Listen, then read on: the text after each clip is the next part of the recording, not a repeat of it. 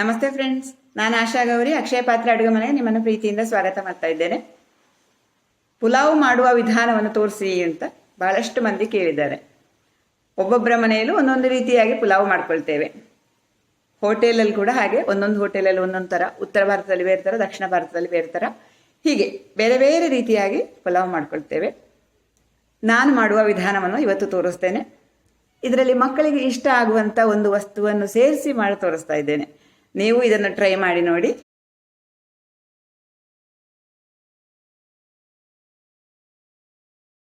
ಸ್ನೇಹಿತರೆ, ನಾನಿವತ್ತು ಮಾಡ್ತಾ ಇರುವಂಥ ಮಿಶ್ರ ತರಕಾರಿಗಳ ಪುಲಾವಿಗೆ ಬೇಕಾದಂಥ ಸಾಮಗ್ರಿಗಳನ್ನು ತೋರಿಸ್ತೇನೆ. ಮೊದಲಿಗೆ ಅಕ್ಕಿ, ಇದು ಸ್ವಲ್ಪ ನೆನೆಸಿಟ್ಟಂಥ ಅಕ್ಕಿ. ಸಾದಾ ಸೋನಾ ಮಸೂರಿ ಅಕ್ಕಿಯನ್ನು ಇವತ್ತು ಬಳಸಿ ತೋರಿಸ್ತಾ ಇದ್ದೇನೆ. ಇದು 2 ಕಪ್ಪು ಇದೆ. ಇದರ ಬದಲಾಗಿ ಬಾಸ್ಮತಿ ಅಕ್ಕಿಯನ್ನು ಕೂಡ ನೀವು ಬಳಸ್ಕೊಳ್ಬೋದು. ತರಕಾರಿಗಳನ್ನು ತೋರಿಸ್ತಾ ಇದ್ದೇನೆ. ಈರುಳ್ಳಿ, ಕ್ಯಾಪ್ಸಿಕಮು, ಟೊಮ್ಯಾಟೊ, ಆಮೇಲೆ ಹೆಚ್ಚಿದಂಥ ಕ್ಯಾರೆಟ್, ಉದ್ದಕ್ಕೆ ಹೆಚ್ಚಿದ ಕ್ಯಾರೆಟು, ಎಳೆ ಬಟಾಣಿ, ಬದಲಾಗಿ ಒಣ ಬಟಾಣಿಯನ್ನು ನೆನೆಸಿ ಕೂಡ ಬಳಸ್ಕೊಳ್ಬೋದು. ಇದು ಬೀನ್ಸು, ಹಸಿಮೆಣಸು 2 ತಗೊಂಡಿದ್ದೇನೆ, ಕೊತ್ತಂಬರಿ ಸೊಪ್ಪು, ಪುದೀನ ಸೊಪ್ಪು, ಆಮೇಲೆ ಮಸಾಲೆಗಳು, ಅರಸಿನ ಪುಡಿ, ಇದು ಇಡೀ ಗರಂ ಮಸಾಲೆ ಅಥವಾ ನೋಡಿ ಇದರಲ್ಲಿ ಚಕ್ಕೆ, ಲವಂಗ, ಏಲಕ್ಕಿ, ಇದು ಪಲಾವ್ ಎಲೆ, ಅಚ್ಚ ಖಾರದ ಪುಡಿ, ಗರಂ ಮಸಾಲೆ ಪುಡಿ, ಎಣ್ಣೆ, ತುಪ್ಪ, ಉಪ್ಪು ಹಾಗೂ ಸ್ವಲ್ಪ ಜಿಂಜರ್ ಗಾರ್ಲಿಕ್ ಪೇಸ್ಟು. ಈ ಎಲ್ಲ ವಸ್ತುಗಳೊಂದಿಗೆ ನಾನೊಂದು ವಿಶೇಷವಾದ ವಸ್ತುವನ್ನು ಪುಲಾವಲ್ಲಿ ಬಳಸ್ತಾ ಇದ್ದೇನೆ. ಅದನ್ನು ಆಮೇಲೆ ಹೇಳ್ತೇನೆ. ಈಗ ಇಷ್ಟು ವಸ್ತುಗಳೊಂದಿಗೆ ಪುಲಾವ್ ಮಾಡೋದು ಹೇಗೆ ಅಂತ ನೋಡ್ಕೊಳ್ಳೋಣ. ಮೊದಲಿಗೆ ಒಂದು ಮಸಾಲೆ ರುಬ್ಬಿಕೊಳ್ಬೇಕು. ಅದಕ್ಕಾಗಿ 2 ಹಸಿಮೆಣಸು ತಗೊಂಡಿದ್ದೇನೆ. ನಿಮಗೆ ಖಾರ ಎಷ್ಟು ಬೇಕೋ ಅಷ್ಟು ಹಾಕ್ಕೊಳ್ಬೋದು. ಆಮೇಲೆ ಈ ಇಡೀ ಗರಂ ಮಸಾಲೆ ಇದೆಯಲ್ಲ, ಇದರಲ್ಲಿ ಮುಖ್ಯವಾಗಿ ಚಕ್ಕೆ, ಲವಂಗ ಹಾಗೂ ಏಲಕ್ಕಿ ಸಿಪ್ಪೆ ಸುಲಿದಿದ್ದೇನೆ. ಏಲಕ್ಕಿ, ಇಷ್ಟು ಮಸಾಲೆಗಳನ್ನು ಹಾಕ್ತಾ ಇದ್ದೇನೆ. ಈ ಪಲಾವ್ ಎಲೆಯನ್ನು ಈಗ ಬಳಸ್ತಾ ಇಲ್ಲ. ಕೊತ್ತಂಬರಿ ಸೊಪ್ಪು, ಒಂದು ಸ್ವಲ್ಪ ಪುದೀನ ಜಾಸ್ತಿ ಬೇಡ, ಸ್ವಲ್ಪ ಸಾಕು. ಇವುಗಳನ್ನು ಸ್ವಲ್ಪ ನೀರು ಹಾಕಿ ಅದನ್ನು ನುಣ್ಣಗೆ ರುಬ್ಬಿಕೊಳ್ತೇನೆ. ಇವುಗಳ ಜೊತೆಗೆ ಒಂದು ತುಂಡು ಹಸಿ ಶುಂಠಿ ಇದ್ದರೆ ಚೆನ್ನಾಗಿರ್ತದೆ. ಹಾಗಾಗಿ ಒಂದು ತುಂಡು ಶುಂಠಿಯನ್ನು ಕೂಡ ಸೇರಿಸ್ತಾ ಇದ್ದೇನೆ. ಕುಕ್ಕರ್ ಬಿಸಿ ಮಾಡಲಿಕ್ಕೆ ಇಟ್ಟಿದ್ದೇನೆ. ನಾನು ಇವತ್ತು ಕುಕ್ಕರಲ್ಲಿ ಮಾಡೋದನ್ನು ತೋರಿಸ್ತಾ ಇರೋದು. ಆಮೇಲೆ 1 ಟೇಬಲ್ ಸ್ಪೂನ್ ಆಗುವಷ್ಟು ತುಪ್ಪ ಹಾಕ್ತಾ ಇದ್ದೇನೆ.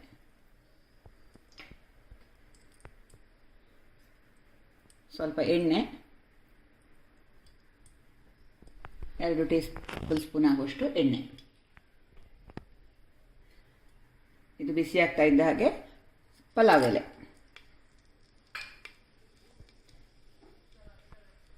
ನಾವು ಚಕ್ಕೆ ಲವಂಗವನ್ನೆಲ್ಲ ರುಬ್ಲಿಕ್ಕೆ ಹಾಕಿದ್ದೇವೆ, ಹಾಗಾಗಿ ಪಲಾವ್ ಎಲೆ ಮಾತ್ರ ಸಾಕು. ಇದು ಬಿಸಿ ಆಗ್ತಾ ಇದ್ದ ಹಾಗೆ ಒಂದೊಂದಾಗಿ ತರಕಾರಿಗಳನ್ನು ಹಾಕೋದು. ತುಂಬ ಸುಲಭವಾಗಿ ಮಾಡ್ಕೊಳ್ಬೋದು. ಈರುಳ್ಳಿ ಸ್ವಲ್ಪ ಕಡಿಮೆ, ಅರ್ಧವೇ ಬಳಸಿದ್ದೇನೆ. ಈರುಳ್ಳಿ ಹಾಕದೆ ಕೂಡ ಈ ಪುಲಾವನ್ನು ರುಚಿಕರವಾಗಿ ಮಾಡ್ಕೊಳ್ಬೋದು. ಈರುಳ್ಳಿ, ಬೆಳ್ಳುಳ್ಳಿ ಯಾವುದನ್ನು ಬಳಸದೆ ಮಾಡ್ಬೋದು. ಆಮೇಲೆ ಬೀನ್ಸ್ ಹಾಕ್ತಾ ಇದ್ದೇನೆ, ಕ್ಯಾರೆಟ್,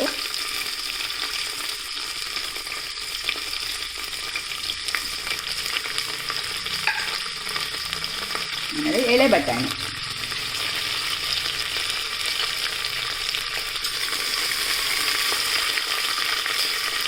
ಒಂದು ನಿಮಿಷ ಆಗಲಿ. ಇದು ನೀರಲ್ಲಿ ನೆನೆಸಿಟ್ಟಂಥ ಕಟ್ ಮಾಡಿದ ಆಲೂಗಡ್ಡೆ, ಅದನ್ನು ಹಾಕಲಿಕ್ಕೆ. ಅದರ ಜೊತೆಗೆ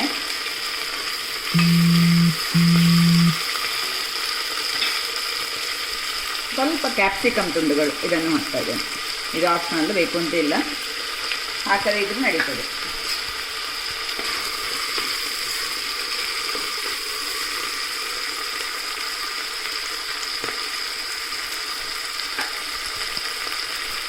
ಕೊನೆಯದಾಗಿ ಟೊಮೆಟೊ ತುಂಡುಗಳು.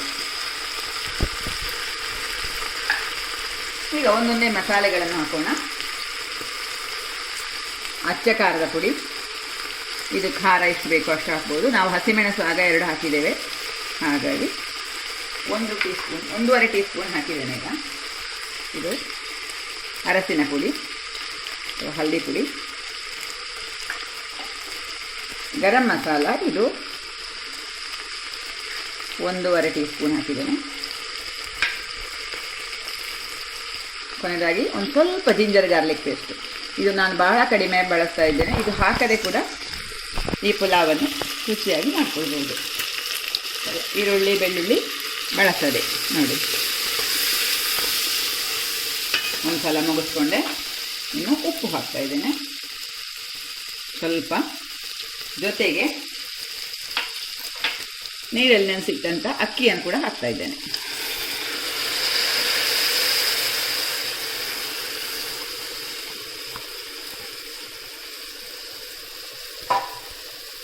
ಹಾಕಿ ಒಂದ್ಸಲ ಕೈ ಆಡಿಸ್ಕೊಳ್ತೇನೆ.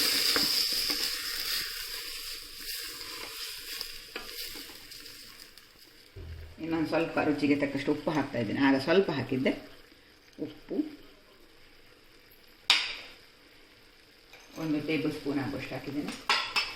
ಆಮೇಲೆ ನಾನಿಲ್ಲಿ ರುಬ್ಬಿದಂಥ ಮಸಾಲೆಯನ್ನು ಹಾಕ್ತಾ ಇದ್ದೇನೆ. ಇದು ಮಸಾಲೆ ಪೇಸ್ಟು, ಅದನ್ನು ಕೂಡ ಹಾಕ್ತೀನಿ. ಇನ್ನೊಮ್ಮೆ ಕೈ ಆಡಿಸ್ಕೊಳ್ತಾ ಇದ್ದೇನೆ.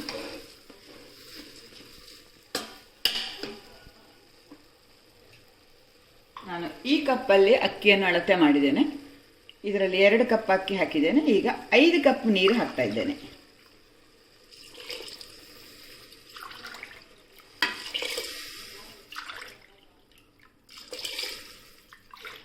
ನಾಲ್ಕು ಮತ್ತು 5 ಕಪ್ಪು. ಬಾಸುಮತಿ ಅಕ್ಕಿ ಆದರೆ 1 ಕಪ್ ಅಕ್ಕಿಗೆ 1.5ರಿಂದ 1.25 ಕಪ್ಪು ನೀರು ಸಾಕು. ಎಲ್ಲ ಮಸಾಲೆ ಹಾಕಿ ರೆಡಿ. ಮುಚ್ಚಳ ಮುಚ್ಚಿ 3ರಿಂದ 4 ವಿಸಿಲ್ ಮಾಡ್ಕೊಳ್ತೇನೆ. ಫ್ಲೇಮ್ ಫುಲ್ ಇದೆ.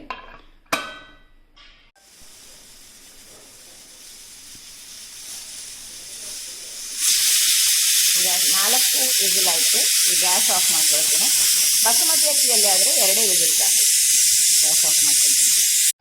ಪಲಾವ್ ಸ್ವಲ್ಪ ಕಡಿಮೆ ಬೆಂದರೆ ಸಾಕು ಅನ್ನೋರಿಗೆ 2 ಕಪ್ ಅಕ್ಕಿಗೆ 4 ಕಪ್ಪು ನೀರು, ಆಮೇಲೆ 3 ವಿಸಿಲ್ ಅಷ್ಟೇ ಸಾಕು. ಸ್ನೇಹಿತರೆ, ಇವತ್ತಿನ ಪಲಾವಲ್ಲಿ ಒಂದು ವಿಶೇಷತೆ ಇದೆ, ಒಂದು ಟ್ವಿಸ್ಟ್ ಇದೆ ಅಂತ ಹೇಳಿದ್ದೆ. ಇದೇನು ಅಂತ ಈಗ ನೋಡೋಣ. ಇದು ಪುಲಾವ್ ತಣ್ಣಗಾಗುವ ಹೊತ್ತಿಗೆ ಅದನ್ನು ನಾವು ರೆಡಿ ಮಾಡ್ಕೊಳ್ಳೋಣ. ಇಲ್ಲಿ ನಾನು 4 ಸ್ಲೈಸ್ ಬ್ರೆಡ್ಡನ್ನು ಉಪಯೋಗ ಮಾಡ್ತಾ ಇದ್ದೇನೆ. ಯಾವುದೇ ಬ್ರೆಡ್ ಆದರೂ ಅಡ್ಡಿ ಇಲ್ಲ. ನೋಡಿ, ಈ ಥರ ಬ್ರೆಡ್ ತಗೊಳ್ತಾ ಇದ್ದೇನೆ. ಅದನ್ನು ಈ ಥರ ಕಟ್ ಮಾಡ್ಕೊಳ್ತೇನೆ. ಈ ಹದಕ್ಕೆ ಕಟ್ ಮಾಡ್ಕೊಳ್ತೇನೆ. ಇದನ್ನು ಬಳಸುವುದು ನನ್ನ ಇನ್ವೆನ್ಷನ್ ಏನಲ್ಲ. ನಮ್ಮಲ್ಲಿ ಶುಭ ಸಮಾರಂಭಗಳಿಗೆ ಈರುಳ್ಳಿ ಬೆಳ್ಳುಳ್ಳಿ ಬಳಸದೆ ಪಲಾವ್ ಮಾಡ್ತೇವೆ. ಆ ಸಂದರ್ಭದಲ್ಲಿ ಈ ಬ್ರೆಡ್ಡನ್ನು ಬಳಸ್ತಾರೆ, ಬಾಣಸಿಗರೆ ಬಳಸ್ತಾರೆ.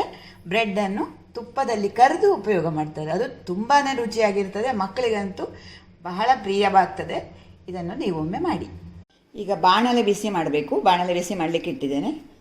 ಇದರಲ್ಲಿ ಎಣ್ಣೆ, ಇದು ನಾನು ಸನ್ಫ್ಲವರ್ ಆಯಿಲ್ ಯೂಸ್ ಮಾಡ್ತಾ ಇದ್ದೇನೆ. ಬರೀ ತುಪ್ಪದಲ್ಲಿ ಕೂಡ ಕರ್ಕೊಳ್ಬೋದು. ತುಪ್ಪ ಮತ್ತು ಎಣ್ಣೆಯನ್ನು ಸೇರಿಸಿ ಮಾಡ್ತಾ ಇದ್ದೇನೆ ನಾನು. ಚೆನ್ನಾಗಿ ಬಿಸಿ ಆಗಬೇಕು. ತುಪ್ಪ ಮತ್ತು ಎಣ್ಣೆ ಬಿಸಿ ಆದಮೇಲೆ ಚೆನ್ನಾಗಿ ಬಿಸಿ ಆಗಬೇಕು. ಬ್ರೆಡ್ ತುಂಡುಗಳನ್ನು ಹಾಕಬೇಕು. ಇದು ನಾನೀಗ ಶಾಲೋ ಫ್ರೈ ಮಾಡ್ತಾ ಇರುವಂಥದ್ದು. ಎಣ್ಣೆಯಲ್ಲಿ ಕರೆದು ಕೂಡ ಹಾಕ್ಕೊಳ್ಬೋದು, ಡೀಪ್ ಫ್ರೈ ಕೂಡ ಮಾಡ್ಕೊಳ್ಬೋದು. ತುಪ್ಪ ಹಾಕಿದರೆ ತುಂಬ ಚೆನ್ನಾಗಿರ್ತದೆ. ಇದು ಕ್ರಿಸ್ಪಿಯಾಗಿ ಬರಬೇಕು. ಹಾಗಾಗಿ ಉಳಿ ಸ್ವಲ್ಪ ಚಿಕ್ಕದು ಮಾಡ್ತೇನೆ. ಲೋ ಫ್ಲೇಮ್ ಮಾಡ್ತೇನೆ. ಕ್ರಿಸ್ಪಿ ಆಗೋ ತನಕ ಕಾಯಬೇಕು. ಬ್ರೆಡ್ಡಿನ ತುಂಡುಗಳೆಲ್ಲ ಗೋಲ್ಡನ್ ಕಲರ್ ಬಂದಿದೆ ಮತ್ತು ಚೆನ್ನಾಗಿ ಕ್ರಿಸ್ಪಿಯಾಗಿ ಬಂದಿದೆ. ಈ ಥರ ಎಷ್ಟು ಕ್ರಿಸ್ಪಿಯಾಗಿದೆ. ನಾವು ಶಾಲೋ ಫ್ರೈ ಮಾಡಿದ್ದು. ಡೀಪ್ ಫ್ರೈ ಮಾಡಿದರೆ ಇನ್ನೂ ಸಹ ಗರಿ ಗರಿಯಾಗಿ ಬರ್ತದೆ.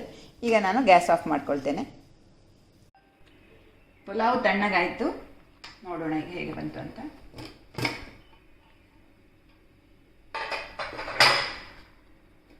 ನೋಡಿ, ಈ ಥರ ಹದವಾಗಿ ಬೆಂದಿದೆ.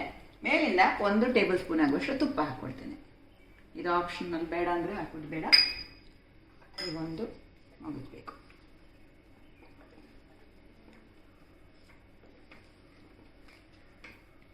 ಚೆನ್ನಾಗಿ ಮಗುಚಿಕೊಂಡಂಥ ಈ ಪುಲಾವನ್ನು ನಾನು ಬ್ರೆಡ್ ಪೀಸಸ್ ಮೇಲೆ ಹಾಕ್ತಾ ಇದ್ದೇನೆ.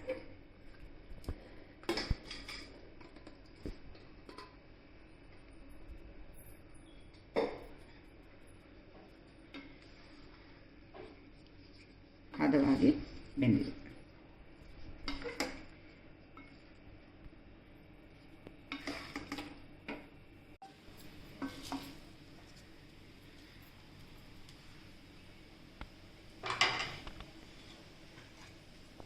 ಈಗ ಈ ಪುಲಾವನ್ನು ಘಮ ಘಮ ಪುಲಾವನ್ನು ರಾಯ್ತದ ಜೊತೆ ಸರ್ವ್ ಮಾಡ್ತಾ ಇದ್ದೇನೆ.